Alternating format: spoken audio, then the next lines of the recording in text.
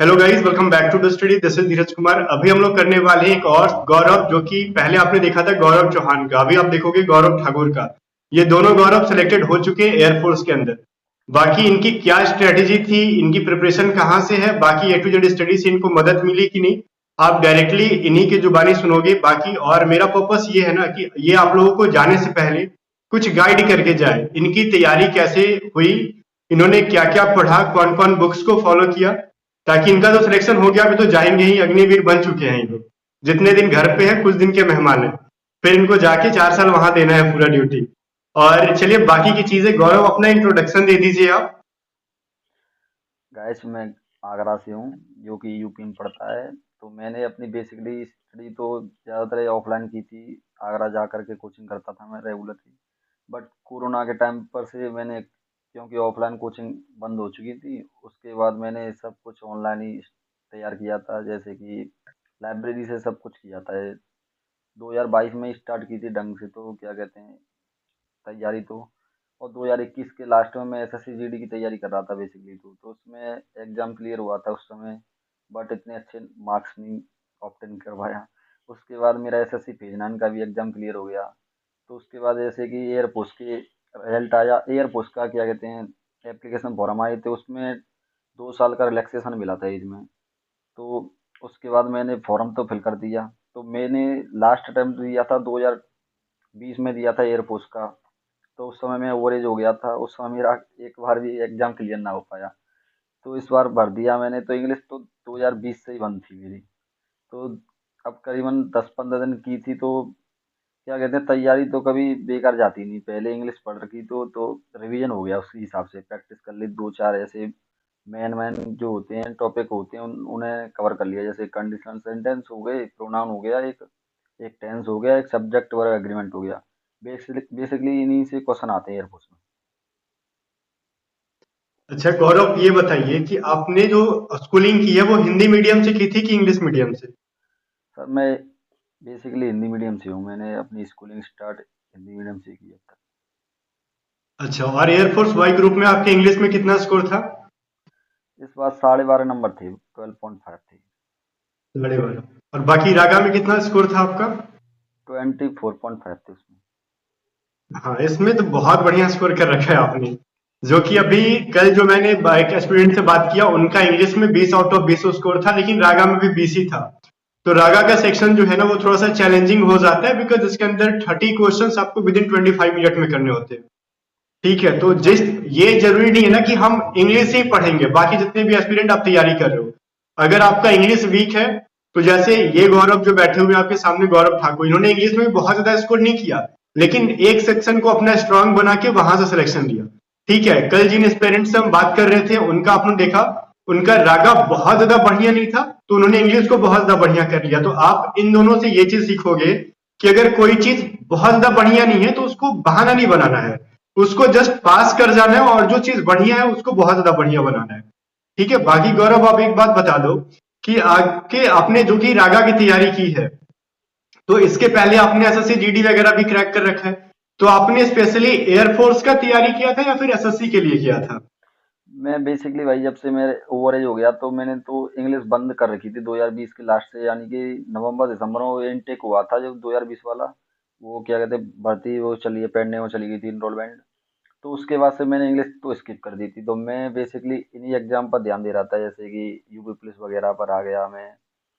और SSC GD दे लिया हिंदी हिंदी से। ये द्वारा ये वैकेंसी निकली है, इसका मुझे अंदाजा तो था। और दिल्ली पुलिस की भी आ रही थी, उसे भी कंसीडर करना था मुझे। तो उसी हिसाब से अच्छा, सीई की तैयारी कर रहा था। इंग्लिश स्किप थी थोड़ी, दैट्स वाई मेरे नंबर इतने कम रहे। तो ओवरऑल देखा जाए तो आपने एयरफोर्स के अलावा भी अदर एग्जाम, जैसे बड़े बड़े एग्जाम, जैसे एयरफोर्स से तो एसएससी जीडी हो गया, दिल्ली पुलिस, इनका स्टैंडर्ड वो थोड़ा अच्छा रहता है एयरफोर्स से एग्जाम का। तो आपने उन सभी क्वेश्चंस को बनाए हैं, टाइम दिए हैं, तब जाके आपने एयरफोर्स में इतना स्कोर कर पाए हो आप। तो ओवरऑल देखा जाए कि जितने भी एस्पिरेंट्स हैं ये सोचते हैं ना कि हम लास्ट के 1 मंथ में आएंगे, 2 मंथ में आएंगे, बस सब कुछ पढ़ के सिलेक्शन ले लेंगे, ये पॉसिबल तो बिल्कुल नहीं है।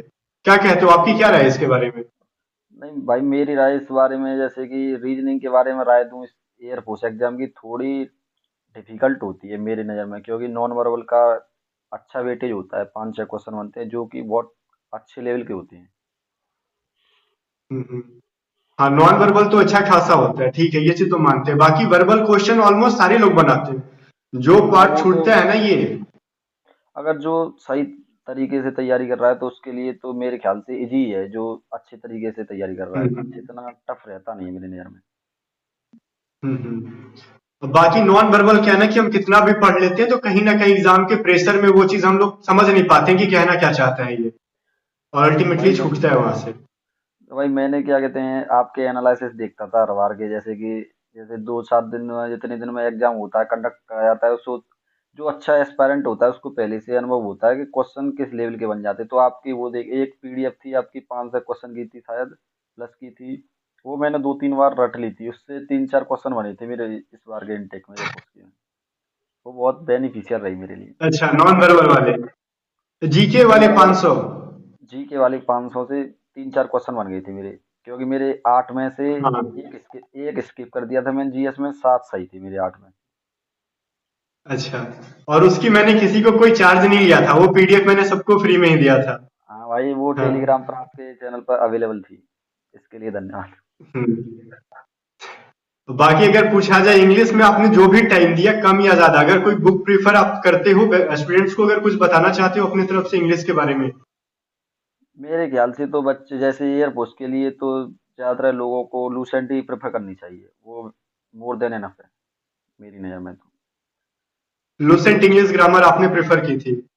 हाँ वो मोर देन इनफ है मेरी नज़र में तो, एयरपोस्ट के लिए तो इनफ है। अच्छा। अगर आप एसएससी के बैकग्राउंड में जा रहे हैं तो उसके तरीके से एयरपोस्ट देते हैं तो नीतू सिंह की पैरामाउंट की वो एक सेम ही है। केडी कंप्लीट, केडी वो केडी वाली। केडी वाली वो हाँ। बहुत बढ़िया है वो। हाँ, वही मैं भी बोलता हूँ हमेशा बच्चों को कि केडी कैंपस का जो बुक है वो फर्स्ट टाइम पे थोड़ा सा डिफिकल्ट लगता है नीतू मैम का।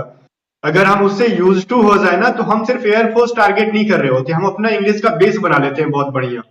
मैंने ऐसा ही किया था, बट अब तो इंग्लिश स्किप कर रखी थी तो मेरा बेस तो तब भी सही था, बट एग्जाम क्लियर नहीं हो पाया उस समय। मेरा रागा थोड़ा बहुत ही ज़्यादा बेकार था, एक क्वेश्चन बन नहीं पाते थे मेरे। तो इस बार बन गए तो इंग्लिश थोड़ा डाउन पड़ गया था, ये पड़ गया। कम टाइम में भी आपने इंग्लिश का रिवाइज बस रिवीजन करना था आपको तो। हाँ 7-8 ठीक है। दिन कर रखा था मैंने, क्योंकि मुझे वोकेबलरी से इतना मतलब था नहीं, मैंने कि 3 वोकेब के आएंगे तो उनमें 17 में से क्वेश्चन बना लूंगा मैं अच्छे तरीके, 17 में से क्वेश्चन बना लिए मैंने। अच्छा, और बाकी रागा के सेक्शन में मैथ के बारे में क्या है, तो मैथ में कौन कौन सी बुक प्रीफर की थी आपने? एयरफोर्स के मैथ लिए आपने क्या क्या पढ़ा था मैथ में? मैथ के लिए मैंने तो भाई शुरू से ही ऐसे ही प्रैक्टिस करता रहता था, जैसे पीडीएफ वगैरह से। बुक तो मेरे पास थी, बट मुझसे बुक में से होता नहीं था, प्रीवियस ईयर लगा लेता था मैं। अच्छा। हाँ, मेनली यही होता है ना कि मैथ में अगर हम लोग क्वेश्चन आ जाते हैं, 6 से 7 क्वेश्चन आते हैं मैथ के भी आते हैं। हाँ इसके लिए अगर हम मैथमेटिक्स, कोई मोटी बुक उठा लें तो फिर सही नहीं है वो एयरफोर्स के लिए। हाँ एयरफोर्स के लिए तो आर एस अग्रवाल ठीक है मेरी नज़र में तो। आर एस अग्रवाल ठीक है।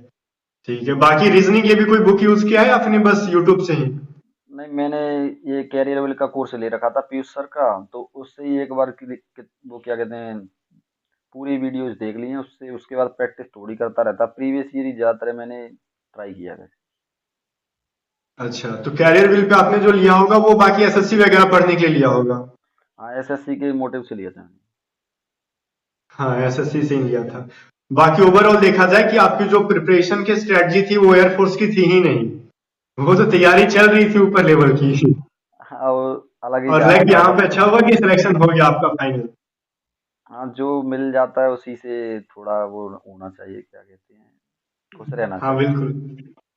अब जो खुश मिला नहीं, तो बाकी एयरफोर्स तो अच्छा अपॉर्चुनिटी भी है ना, यहाँ पे लोगों का ड्रीम है एयरफोर्स, तो खुशी वाली बात तो बहुत ज्यादा है यहाँ पे, है कि नहीं? हाँ वो तो है। और मुझे लग रहा है, हाँ, और आपने मुझे बताया था जैसे आपकी इससे पहले एसएससी जीडी भी क्रैक हुई थी। हाँ हुई थी। हाँ, एसएससी जीडी, क्योंकि अभी एसएससी जीडी का भी एग्जाम है, तो मैक्सिमम बच्चे परेशान है एसएससी जीडी में मैथ को लेके, तो एसएससी जीडी के लिए तो मैथ कुछ ना कुछ आप पढ़ते होगे। हाँ मैं तो जैसे मैंने पहले अपना सिलेबस कंप्लीट कर रखा है, तो मैं तो ऐसे कि छोटी छोटी वीडियो डालते रहते हैं, जैसे कि कभी कभी गगन प्रताप सर को मैं ज़्यादातर उनसे ही पढ़ता रहता हूँ, अब देख लेता हूँ, क्योंकि उसके बाद मैं हम्म। पीडीएफ लगा लेता हूँ प्रीवियस, जैसे सीपीओ का एग्जाम हुआ है तो उससे पीडीएफ लगा ली। उससे पहले सीजीएल के हुए हैं, अच्छा। सीएचएसएल एमटीएस वगैरह के, इन क्वेश्चनों को लगाता रहता हूँ। जो नहीं बनता है उससे अपने दोस्त हैं, साथी हैं, उनसे थोड़ा डिस्कशन कर लेता हूँ। हाँ, ये बहुत बढ़िया मतलब सही तरीका है कि जो नहीं बना जूनियर हो चाहे सीनियर हो उससे पूछने में कोई एजिटेशन नहीं होना चाहिए। ना ऐसी कोई बात नहीं, सब बता देते हैं मेरे साथ के। बताते हैं। हाँ, तो गाइस यहाँ पे आप देख रहे हो कि दो तीन चीजें सीखने के लिए बहुत ही स्ट्रांग चीज ये मिली आपको कि हाँ, पढ़ाई जब कर रहे हो एयरफोर्स के लिए तो सिर्फ एयरफोर्स के पीछे मत भागो और एक लंबा ड्यूरेशन लो। ऐसा नहीं कि एग्जाम के 2 महीने पहले आएंगे, कहीं से कुछ कोर्स खरीद लेंगे, पीडीएफ खरीद लेंगे और सिलेक्शन हो जाएगा। पॉसिबल नहीं है भैया। आपको एक लंबा टाइम देना पड़ेगा सिलेक्शन के लिए। बाकी प्री निकल के फिर मेरिट में छटोगे तो फिर कोई फायदा नहीं है। अगर आपको फाइनल मेरिट लिस्ट तक जाना है तो फिर लंबा समय देना ही पड़ेगा, एटलीस्ट 6-7 महीने देने पड़ेंगे हाँ दबा हाँ के। भाई, वो तो सही, वो तो वह है। वो तो देना पड़ेगा। और बाकी गौरव जाने से पहले एक चीज और बताइए आपकी, आप ए टू जेड स्टडी से लगभग कितने टाइम से जुड़े हो? 2 महीने, 3 महीने, 4 महीने? मैं नहीं, मैं पहले भी उससे रिलेटेड था, जैसे 2020 में मैं देता था, तब भी मैंने जानता था इसके बारे में, तब भी मैंने एनालिसिस किए हैं 2-3। अब तो अब तो बहुत बार किया था, उससे पीडीएफ भी मैंने लगाई थी, जीएस के सब क्वेश्चन अच्छा, याद कर लिए थे मैंने। तो मतलब ये अगर ए टू जेड स्टडी को सजेस्ट करना हुआ एक्सपीरियंस को तो क्या कहना चाहोगे? किस सब्जेक्ट को यहाँ से पढ़ना चाहिए? क्या हेल्प मिल सकती है ए टू जेड स्टडी से? क्योंकि ये वीडियो जब बच्चे देख रहे होते हैं ना चैनल पे तो उनको डाउट होता है कि ए टू जेड स्टडी पे जो पढ़ा रहा है वो देखने में खुद अभी एक लड़का की तरह है, बाकी टीचर्स की तरह एज उसका ज्यादा है नहीं। तो मतलब क्या ये पढ़ा पाएगा कि नहीं? नहीं, इसमें भाई एज कोई मैटर नहीं करती है, इससे कोई मतलब नहीं है, इससे हमें एज से किसी टीचर की क्वालिटी वो नहीं कर सकते, मैटर नहीं कर सकती। क्योंकि आप सभी अच्छा एफर्ट डालते हैं, जैसे एनालिसिस वगैरह देखो, पीडीएफ देखो, बहुत सारी मेहनत करते हैं, क्लास भी बहुत तगड़े लेवल की करते हैं, मेरी नज़र में बहुत सही है एयरफोर्स के लिए ये तो। तो आपको पर्सनली अगर देखा जाए कि आपके सिलेक्शन में कितना परसेंट का हेल्प मिला होगा ए टू जेड स्टडी से? 10%, 5%, कुछ भी तो मिला होगा ना? मैंने तो भाई रिव्यू देखे थे, तो उससे मेरी नज़र में तो 30-40% तो मान ही लो, मोर देन मान लो इससे, आराम से। हम्म। इतना तो है। और वैसे भी आपकी तो बेस जो है ना, आप एयरफोर्स के एस्पिरेंट रही नहीं। अगर देखा जाए तो आप एसएससी वाले हो, तो एसएससी वाले जितने भी एस्पिरेंट हैं मुझे नहीं लगता कि उनको एयरफोर्स के लिए कुछ जान लगाने की जरूरत है। वो आराम से एसएससी की तैयारी करके भी आप निकाल सकते हो। हाँ, अब और उसके एसएससी, अलावा मुझे लगता है ना कि एसएससी की अगर कर रहे हो तो फिर आप ना तो जितने भी डिफेंस वाले चैनल है, चाहे टू जेड स्टडी है चाहे कोई और है, आपको यहाँ आने की जरूरत नहीं है। आराम से एसएससी की पीवाईक्यू लगा हुआ प्रीवियस ईयर, आपका आराम से सिलेक्शन फिक्स है। क्योंकि जब मैंने एयरफोर्स क्रैक किया था तो मैंने एयरफोर्स का एक दिन सेट लगा के मैंने किया था। मेरी जब पर्सनली देखी जाए, मैंने 2017 वाली अप्लाई की थी। उस टाइम मेरी एज थी, लास्ट एज चल रही थी जब। तो मैंने भी एयरफोर्स का सेट नहीं लगाया था, मैं जस्ट एसएससी के लिए तैयारी करता था, सीपीओ सीजीएल इन सभी चीजों की। तो अगर मेरा भी वही सीन है कि मैं भी एसएससी का करके ही मैंने 2 टाइम क्रैक किया। तो ओवरऑल देख रहे हो, दो दो एसएससी स्टूडेंट यहाँ पे सामने बैठे हुए हैं आपके। पहला भी सामने जब मैं था इन लोगों से पहले भी एसएससी का ही पढ़ के air force, Indian coast guard assistant commandant, AFCAT, ये सारी डिटेल्स एसएससी का ही पढ़ के क्रैक करता हूँ। सीपीओ का भी क्रैक हुआ। और आपके सामने जो बैठे हुए हैं जिनका सिलेक्शन हो गया, एसएससी जीडी भी क्रैक कर रखा था उन्होंने, यूपी एसएससी भी क्रैक कर रखा था, वो भी एसएससी के एस्पिरेंट ही है। ओवरऑल देखा जाए तो पढ़ाई आपको करनी है, ऐसा नहीं कि हम 2 महीने में पढ़ेंगे, एक लंबा टाइम लो। अगर एज बचा है तो, अब एज ही नहीं है तो फिर जान लगाओ जो भी 1.5 महीने 2 महीने बचे हुए हैं। ठीक है गौरव, तो इसके लिए बहुत बहुत थैंक यू जो आपने टाइम दिया टू जेड स्टडी पे। और जाते जाते अपने छोटे भाइयों जितने भी आपके भाई आने वाले हैं, क्योंकि ऐसे भी आपका तो एज इन लोगों से काफी ज्यादा होगा, रीजन क्योंकि आप एज रिलेक्सेशन में आए हुए थे, है ना? जैसा। हाँ जी। हाँ, तो आप जाने से पहले छोटे भाइयों को एटलीस्ट इतना आप गाइड किए तो आपकी वीडियो से इनको बहुत ज्यादा मोटिवेशन मिलेगा। Thank you for coming.